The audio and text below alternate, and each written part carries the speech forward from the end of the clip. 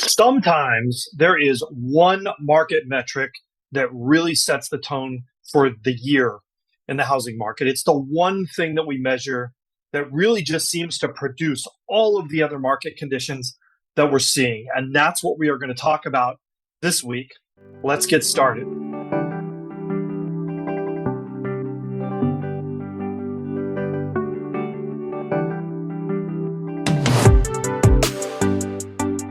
I'm Stephen Meade with Domicile real estate for people who love houses, and this is the Southern California housing market update. And we're going to jump right in and we're going to talk about sort of the one thing that is just completely setting the tone for the market. Now, what's interesting is when you hear people talk about it's not a great real estate market, you have to understand, are you hearing buyers and sellers talk about not a great real estate market, or are you hearing agents talk about not a great real estate market? And here is the truth of it. This is that little nugget, the thing that nobody really wants to tell you or say out loud.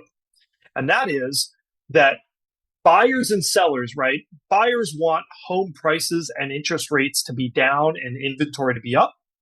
Home sellers consider a great market when there is no inventory, prices are up, and there are buyers lining around the block. But agents don't really care about home prices, or at least not nearly as much as buyers and sellers. Agents care about the number of transactions. And that's the thing that we're going to talk about this week, because this is what is producing all of the market effects that we are seeing. Let's go ahead and jump right in. We're going to kind of go through this quickly. So, first thing, active listings. Look at the level we are at. This is a very low level, especially under $1 million. And we are right about where we were at last year in our $1 to $2 million category. Once again, this is for Los Angeles and Orange counties. New listings. Here is the problem, right? New listings, guess what? We're actually a little bit better, $1 to $2 million than we were last week or last year. We are a little teeny bit, maybe-ish better than we were at last year, right about the same. But here is the problem that I have is look at the direction of this chart, right? By this point last year, we were seeing somewhat of at least a trend of the spring season coming up, and it's not happening. It's either flat or it's dropping. And I feel like this is setting a tone that there will be fewer homes on the market in 2024 than in 2023. That means fewer transactions. And so when we look at this new escrows, right, if we look at our $1 million, we see that transaction volume is down, way down versus last year, and also just down in general. In fact, we're at a point like we were at towards the end of the summer, right? This number is not growing and getting bigger. It's not building to some springtime crest, at least not that we're seeing. I think this is a function of not having enough homes in inventory to buy. I mean, that's really what's happening here, is that is severely stunting the ability for buyers to buy homes, is there are not a lot of homes for sale. The homes that are for sale are not homes that people want, or at least not want at these prices.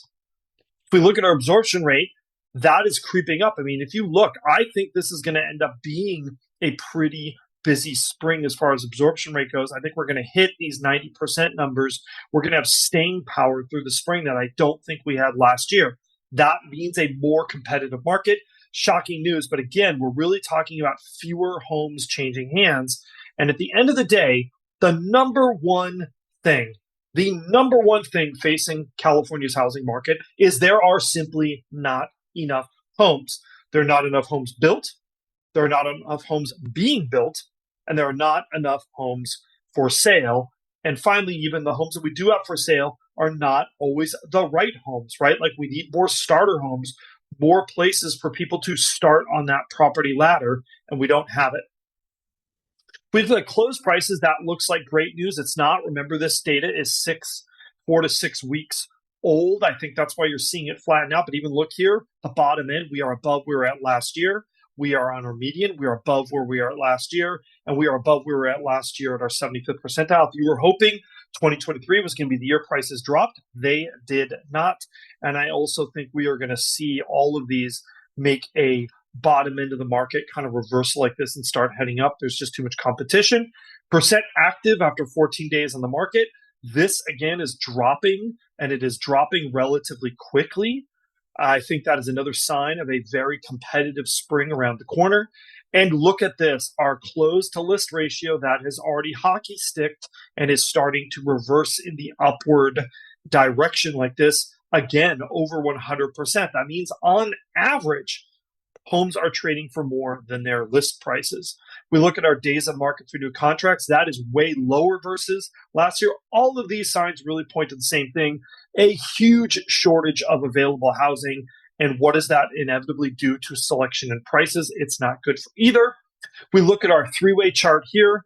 By the way, rates did jump up a bit today based on the inflation news, so that's not reflected in this chart, but I'm telling you it's coming.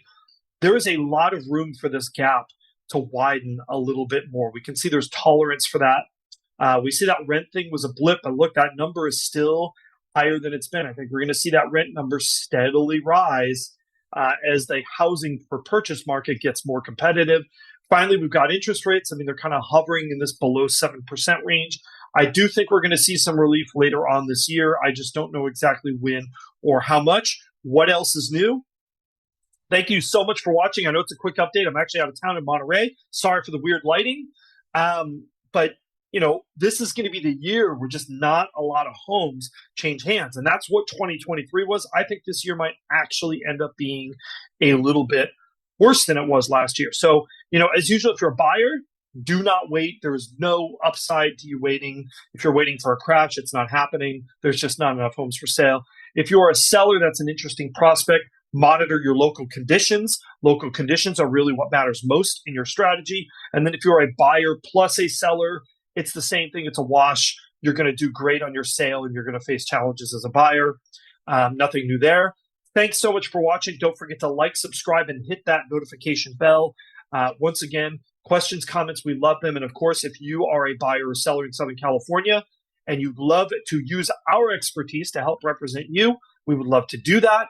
Definitely reach out to us. We love you so much. We'll see you again real soon.